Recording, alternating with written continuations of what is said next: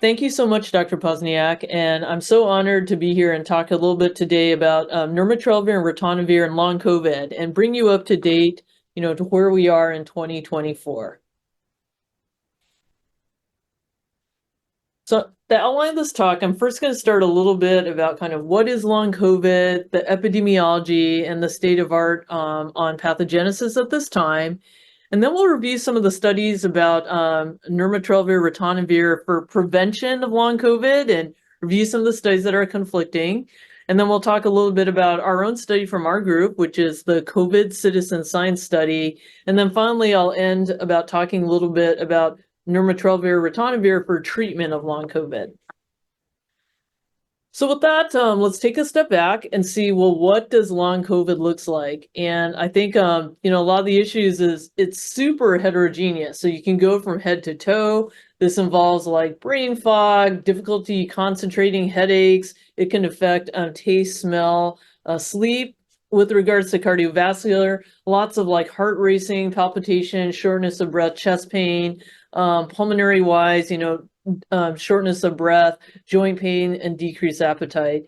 And I think some of the issues have been is, the symptoms really differ between person to person, and the symptoms can also come and go and change in severity. And of course, all of this has a significant impact on quality of life.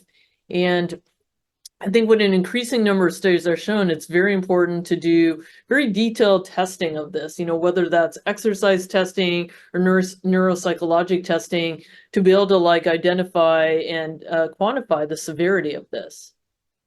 So it's, what we've noticed in our clinic here is that, this, it can be like, engineers who can't work upright anymore, very functional nurses, and these are shown on the right, who can't like take care of patients anymore. And then, individuals had very active careers, super active athletically, who can't function. So it's been very sobering. If you look at the data in the United States and the CDC, you can see here that among the millions of individuals that have had COVID, that millions of individuals are affected. So there's currently 18 million individuals who are estimated to have long COVID. And out of all adults, this is probably 5%, and you can see a subset of these have very significant activity limitations. And among those individuals or adults who have long COVID, as shown here, you can see that 27% have significant activity limitations. And so with regards to profound disability, this is around 3 million individuals in the US. And to put this in perspective, this is over 1 million individuals in the US have HIV, so it has a very strong impact on disease burden. So I do want to say of these 28% of individuals, so some individuals have had long COVID in the past, but not currently, but there's still 11% who currently have long COVID. There have been lots of different mechanisms that have underlied this disease process, and I think we're really still learning about this. Some individuals then who get acute COVID, many just have a full recovery, but among those who have persistent symptoms, I think there's a thought process that this could involve clotting, microclots. This could involve changes in immunity, gut microbial translocation, co-infection or reactivation of other chronic viral infections, chronic inflammation, immune activation, or dysregulation, as shown on the left. But what's interesting, I think an increasing number of studies have shown that viral persistence may play a strong role in the pathogenesis of long COVID. And to that end, so this is one study of many others that show that, on the left, if you like assess and look at different biologic reservoirs, that you can demonstrate the persistence of long COVID even many months, if not years, after acute infection. And so on the right-hand side are the different tissues and studies have been done. You can see looking at from breast tissue, skin tissue, gut epithelium, animal studies, and others, and including autopsy studies, importantly, as shown in the middle. And some of these, like I said, are up to, years or months after acute infection. And these involve tissue studies at autopsy, stool studies, blood studies, and biopsy studies. And so this is, I think, a real growing field of the literature. So now I want to talk about different studies that have showed a treatment using Nirmatrelvir, Ritonavir in the setting of acute COVID, and then the association with development of post-COVID conditions. And so this first study was done by Bajema et al. In Annals of Maternal Medicine, and this focused on non-hospitalized veterans who were treated versus not treatment, and they used what's called a target trial emulation design approach. And I'll talk a little bit about what that is coming up in the slide. And so what they found here, long story short, they found that Nirmatrelvir improved 30-day outcomes, so acute COVID, but they didn't help post-COVID conditions at 6 months. And of note, this was assessed using EHR, so it wasn't like patient report. So this is different from some other studies that will come up. What's kind of interesting is using this exact same study population, this other paper by Dr. Z, shown in JAMA Internal Medicine, using the same study population, they had a totally different result. And that is here that they found in this veterans population that there was a significant reduction in post-COVID conditions, hospitalization, mortality, and other conditions among treated individuals between days 30 to 90. And this is very interesting. There was a benefit across the different spectrums, severity of COVID, regardless of vaccine, or regardless of prior infection. So pretty confusing, right? Same cohort, completely different finding. And then to add to that, this was a study called the TriNext X Research Network. They used EHR records in the setting of non-hospitalized vaccinated individuals, and they found a positive association between Nirmatrelvir ritonavir treatment and reduction of symptoms associated with long COVID. I think some of the reasons why they may have found this result is that they included individuals who had pre-existing long COVID. So with this in mind, we have our current study that was published by our group. So Matt Dersenfeld's the first author, and this was looking at the association with Paxlovid in the setting of acute SARS-CoV-2 infection with then subsequent long COVID symptoms using this observational cohort study. And this was published at the end of last year. So this was built upon the infrastructure of what's called the Eureka Research Platform. And the study was called now COVID-19 Citizen Science. And this was very unique. It's a totally digital platform, the electronic consent, baseline and follow-up surveys. And the data collection then happened from early on the pandemic to December 2022. And on the right-hand side here, you can see an example of how this looks on the phone, the COVID-19 Citizen Science, and the questions and just a view of how the study looks to the patient. And so the inclusion criteria for this were first reported positive SARS-CoV-2 antigen PCR test in March 2022. It was limited to vaccinated individuals.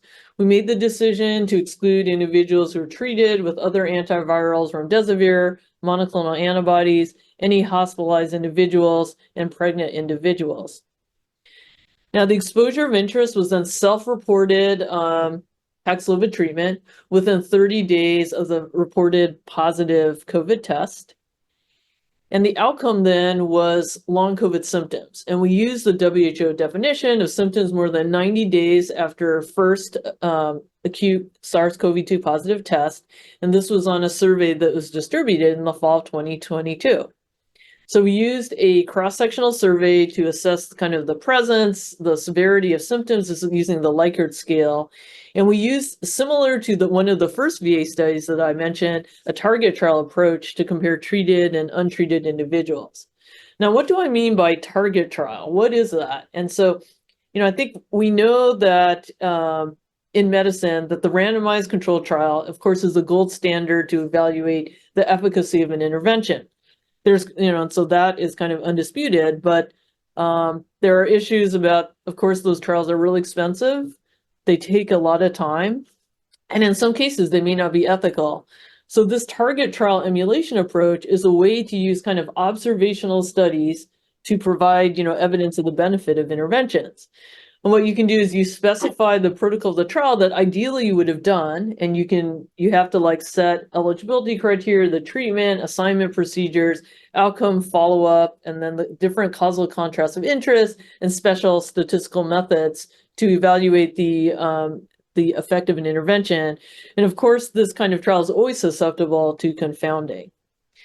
So here in our study, using this Eureka citizen science platform, there were over 100,000 enrolled. There are exclusions on the right-hand side, you can see for multiple different reasons. So there are around 40,000 eligible, so they were vaccinated, not previously infected. And then there was a bunch more exclusion criteria. And then at the bottom, so now nearing the Omicron era, we have around 4,686 non-hospitalized vaccinated adults with their first known SARS-CoV-2 infection. And so of these, around 21% were treated with oral Nirmatrelvir, Ritonavir. And then there were around 79% that were untreated. And you can see the percent then of each, about 1/3 responded to the survey. And then at the very bottom, approximately 16% reported long COVID symptoms in the treated arm, and around 14% report symptoms in the untreated arm. So interestingly, so the baseline characteristics and the time since infection were very similar between people who responded to the survey and those who didn't. And the individuals who then got antiviral treatment tend to be older, more likely to be male with different kind of comorbidities, as one would expect. So here are the baseline characteristics on the next slide. You can see overall there were more men than women who were treated. Most of the patients included in the study were white. And there were more untreated Hispanic individuals, as shown on the bottom. And again, as one would expect with kind of a digital platform, more of the individuals were very highly educated. You can see here in both arms, and had a high socioeconomic status. Most of the individuals were US citizens. And here, I think, again, as one could anticipate, more of the individuals who were treated with the antivirals, rather, had evidence of kind of cardiovascular risk factors. And that includes hypertension, atrial fibrillation, and sleep apnea. So, and then finally going on to more baseline characteristics, as one would expect, more of the antiretroviral treated individuals had evidence of cancer and immunodeficiency, although HIV infection was not different between the two groups. And then finally, with respect to kind of number of symptoms, you can see there are around 5 symptoms in both the treated and untreated groups. The number of long COVID symptoms were about 1 in the treated and 2 in the untreated. And you can see the number of vaccines was around 2 before getting COVID-19, and few vaccines after COVID-19. So finally, so what did the study show with regards to antivirals and odds of long COVID? So there was a ton of modeling done, and long story short, there was no association between taking oral antivirals in the setting of acute COVID and odds of long COVID in all the models that were tested. You can see we looked at, age, sex, and time since first infection. We included, past medical history, race, ethnicity, substance use, and did different kinds of modeling. But there was no association at all between oral Nirmatrelvir and long COVID. We also then looked at the association of antiviral therapy and long COVID symptoms as shown here. And you can see overall, among those without long COVID symptoms, they're around 86%. With those individuals who reported 1 or more long COVID symptoms, you can see that this is around 14 to 16% of individuals in the untreated, and this was not statistically significant. The most common symptoms that were reported included fatigue, shortness of breath, confusion, headache, and altered taste and smell. And we did all sorts of results trying to incorporate different demographics and past medical history, and this didn't change the results at all. There were, among those who were treated with antivirals, who reported at least 1 symptom, the median number of symptoms was 1 versus 2 in the untreated, which was similar. And the mean number of symptoms among the treated was around 2.9 versus 3 in the untreated, which was also similar. Overall, in either group, very few individuals reported severe long COVID symptoms. You can see this is just like a handful of individuals. And because there were so few like individuals with severe symptoms, we couldn't really look at the impact of Paxlovid on symptom severity.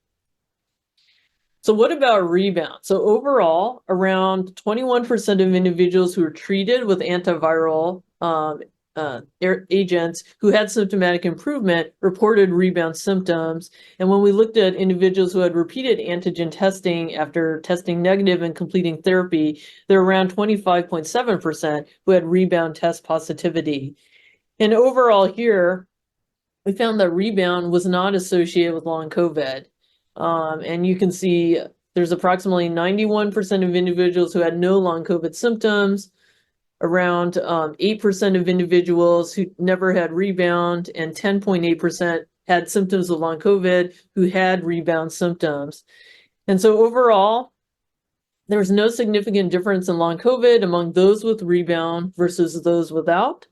And this was similar when you looked at symptoms by itself and test positivity. And so we looked at the rebound analysis in different ways. We restricted individuals who completed like 10 days of antivirals, and there was a similar results. We also limited the analysis to those who completed treatment more than 90 days before. There was no difference. There were only 5% of individuals who had rebound who reported long COVID symptoms versus 16% of those who did not have rebound, but it was not significant. And among those who did have a positive rebound test, none reported long COVID symptoms compared to around 15% without that rebound positivity, which was also similar. So in conclusion, in this online observational cohort, antiviral treatment with Paxlovid among vaccinated non-hospitalized individuals during the first COVID infection was not associated with a lower prevalence of long COVID after 90 days. Treatment was not associated with fewer long COVID symptoms or less severe symptoms, but this was limited by few numbers. Rebound symptoms or test positivity after antiviral treatment was not associated with long COVID symptoms. And overall, we did have a higher proportion of rebound compared to prior reports in the literature. So there are lots of limitations of the study. Clearly there's always selection bias and confounding. Our study population was not diverse. We did use self-report of treatment and long COVID symptoms. And because of that, there's always the possibility of differential reporting. Of course, we're not able to survey for all types of long COVID symptoms, and we did not objectively measure outcomes, using specialized testing. And in contrast, a lot of the other reports that I mentioned used ICD-10 codes. I think in the COVID pandemic, there have been lots of studies then using and demonstrating how Paxlovid therapy is very beneficial in the setting of acute COVID. And so this is among individuals at high risk, called EPIC-HR, antiviral treatment associated with a significant reduction in risk of progression of severe disease. However, the similar strategy looking at kind of standard risk patients was stopped early for lack of benefit. And then if you look at kind of real world observational studies, there have been lots of these. They also demonstrate benefit of Paxlovid in the setting of higher risk and also vaccinated individuals. And these have been shown in many different studies. Now, with respect to Paxlovid and risk of long COVID, this was a retrospective cohort to show that it was not associated with a reduction in long COVID symptoms 4 months after infection. However, there did seem to be a beneficial effect on chest pain as well as brain fog. And in the study, vaccination was also not associated with a decreased risk of long COVID. And I think, if you look in the literature, lots of different case reports of individuals who receive antivirals and impact on long COVID. This includes case reports from our group and others.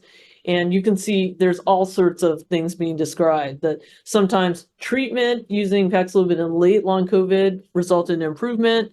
Some people reported permanent cure and others had a recurrence. And so I would say the jury's still out on that.